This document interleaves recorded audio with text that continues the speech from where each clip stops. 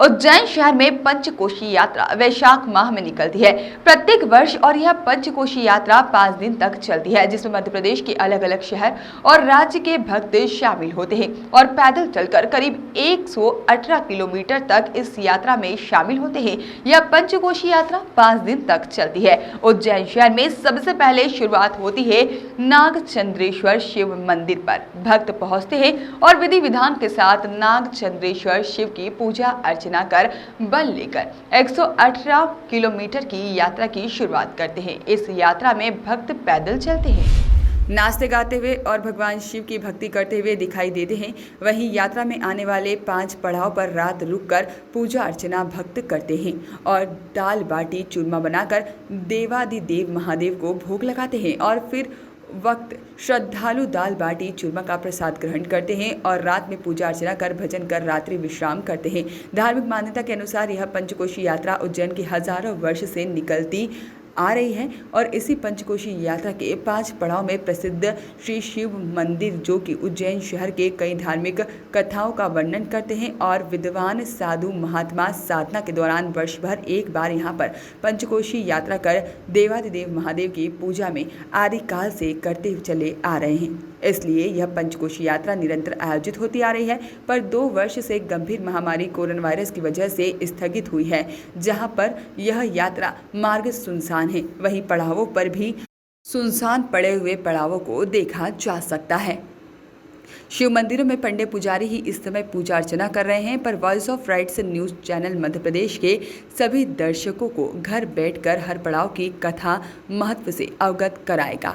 5 दिन तक आपको इस पंचकोशी यात्रा की कथा और मान्यता के अनुसार आज से शुरू हुई पंचकोशी यात्रा का पहला पड़ाव उज्जैन से शुरू होकर पिंगलेश्वर शिव मंदिर पर रहता है। उज्जैन शहर में जो है करीब 120 किलोमीटर की पंचकोशी यात्रा निकलती है और प्रत्येक वर्ष वैशाख माह में यह पंचकोशी यात्रा प्रारंभ होती है। इस पंचकोशी यात्रा में हजारों की संख्या में भक्त श्रद्धालु मध्य प्रदेश के अलग अलग शहर और ग्रामीण क्षेत्रों से पहुंचते हैं और इस पंचकोशी यात्रा में शामिल होते हैं। बाकी अगर बात करें पिछले 2 वर्ष से यह पंचकोशी यात्रा स्थगित होती चली आ रही, इसकी वजह है गंभीर महामारी कोरोना वायरस की वजह से यह यात्रा संपन्न नहीं हो रही है। अब जो प्रमुख जो मंदिर हैं, शिव मंदिर हैं, पंचकोशी मार्ग पर पड़ाव पर पड़ने वाले हैं, वहाँ पर जो है पंडित पुजारी और मंदिर के जो व्यवस्थापक हैं वह पूजा अर्चना कर रहे हैं और देवादिदेव महादेव को मनाने की कोशिश कर रहे हैं। क्या इस पूजा का महत्व रहता है और क्या पंचकोशी यात्रा का महत्व रहता है, उस पर चर्चा करने के लिए हमारे साथ मौजूद हैं यहाँ के मंदिर के